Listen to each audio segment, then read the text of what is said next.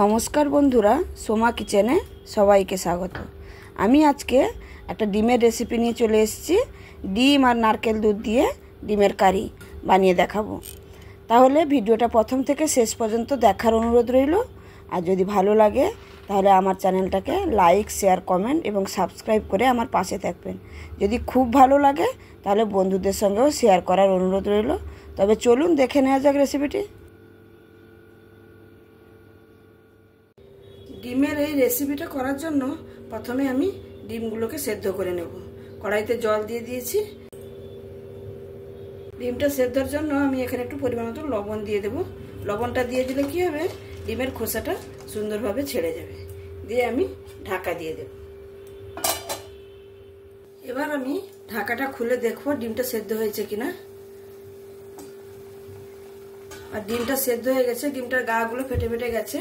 আর আমি এখানে মাঝখানে ঢাকনা খুলে আলু কটা দিয়ে দিয়েছিলাম সেদ্ধর জন্য, আলুটাও সেদ্ধ হয়ে গেছে। এবার ডিমগুলো আমি তুলে নেব। আমি এখানে ডিমগুলোকে আর সুন্দর করে ছাড়িয়ে নিয়েছি খোসাগুলো। এবার আমি ডিমগুলো ভেজে নেব। ভেজে নেওয়ার জন্য কড়াইটা আমি বসিয়ে দিয়েছি। কড়াইয়ের মধ্যে সামান্য পরিমাণ তেল দিয়ে দেব। আর পরিমাণ মতন এখানে একটু লবণ দিয়ে দেব আর একটু হলুদ। ভালো করে মিক্স করে নিয়েছি তেল আর তেলের সঙ্গে হলুদ আর লবণটা। এবার আমি ডিমগুলো দেব।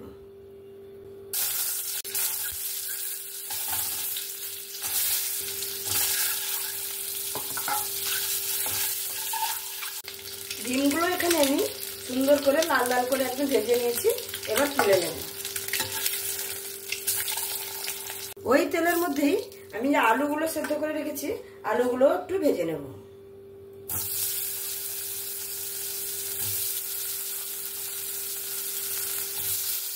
আলুগুলো সুন্দরভাবে ভাজা হয়ে গেছে। এবার আমি তুলে নেব। ওই কড়াইয়ের মধ্যেই আমি পরিমাণ মতো তেল দিয়ে দেব রান্নার জন্য। তেলটা এখানে আমার গরম হয়ে গেছে। এখানে আমি ফোড়নে দেব গোটা গরম মশলা। গোটা গরম মশলার মধ্যে এলাচ আর দারচিনি আর একটু সামান্য পরিমাণে জিরে। এখানে আমার ফোড়নটা ভাজা হয়ে গেছে। এবার আমি পেঁয়াজ কুচি, টমেটো কুচি আর কাঁচা লঙ্কাটা দিয়ে দেব।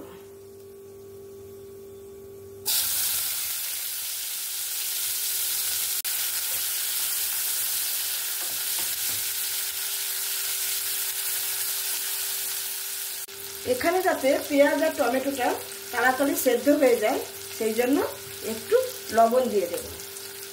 লবণটা দিয়ে আমি এটাকে নাড়াচাড়া করে একটু ঢাকা দিয়ে দেব। ঢাকা দিয়ে দিলে কি হবে, তাড়াতাড়ি পেঁয়াজ আর টমেটোটা নরম হয়ে যাবে।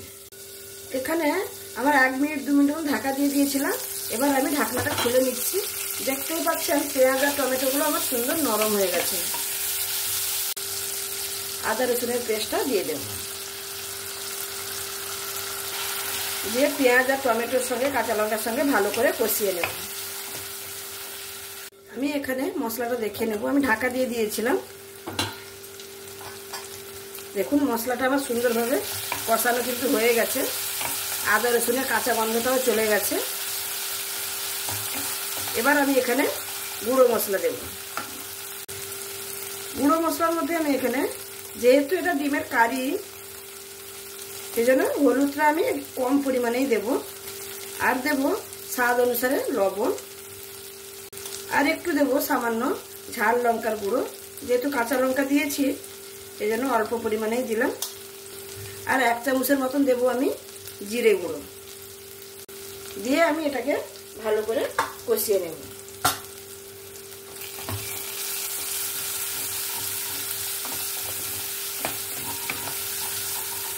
আমি এখানে কষানোর সময় যে মশলা ধোয়া জলটা ছিল সেটা এখানে দিয়ে মশলাটাকে ভালো করে কষিয়ে নেব।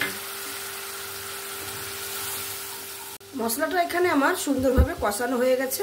যেহেতু এটা আমি ডিমের কারি বানাচ্ছি সেই জন্য একটু চিনি দিচ্ছি। যে কোনো কারি একটু মিষ্টি মিষ্টি হলে খেতে ভালো লাগে। যে আবারও আমি মিক্স করে নেব মশলাটার সঙ্গে। আমি এখানে মিক্স করে নিয়েছি। এবার আমি এখানে ডিম আর আলু যেটা সেদ্ধ করে রেখেছি, ভেজে রেখেছি, সেটা এখানে আমি দিয়ে দেব। দিয়ে মশলাটার সঙ্গে ভালো করে আমি মিক্স করে নেব। এই পর্যন্ত যদি আমার রান্নাটা আপনাদের কাছে ভালো লেগে থাকে তাহলে অবশ্যই আমার রান্নাটা লাইক, শেয়ার, কমেন্ট এবং সাবস্ক্রাইব করে আমার পাশে থাকবেন। আর যদি সত্যিকারে খুব ভালো লেগে থাকে তাহলে বন্ধুদের সঙ্গেও শেয়ার করার অনুরোধ রইল। এখানে আমি মশলার সঙ্গে ডিমটা 2 মিনিটের মতন কষিয়ে নিয়েছি। এবার আমি এখানে নারকেলের দুধটা যেটা আমি বের করে রেখেছি সেটা এখানে আমি দিয়ে দেব।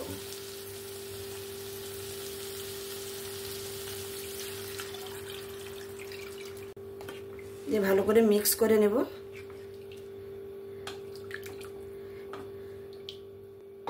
দিয়ে আমি এখানে একটু ঢাকা দিয়ে 5 মিনিট মতন রান্নাটা করে নেব।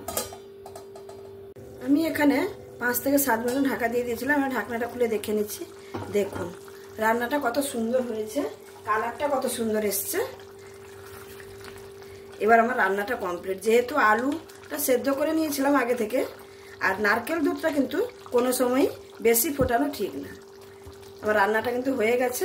এবার আমি একটু সামান্য গরম মশলা দিয়ে এটাকে নামিয়ে নেব।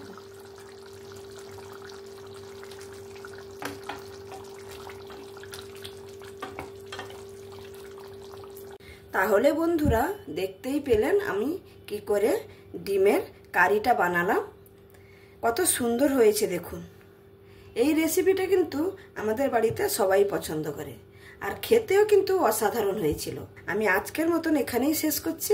আপনাদের যদি এই রেসিপিটা ভালো লেগে থাকে তাহলে আমার সঙ্গে থেকে লাইক, শেয়ার, কমেন্ট, অবশ্যই সাবস্ক্রাইব করে আমার পাশে থাকবেন। পাশে থাকলে আমি আরও নতুন নতুন রেসিপি নিয়ে আপনাদের সামনে আসতে পারবো, আপনাদের উপহার দিতে পারবো। আজকে আমি এখানেই শেষ করছি। সবাই ভালো থাকবেন, সুস্থ থাকবেন, সাবধানে থাকবেন। ধন্যবাদ।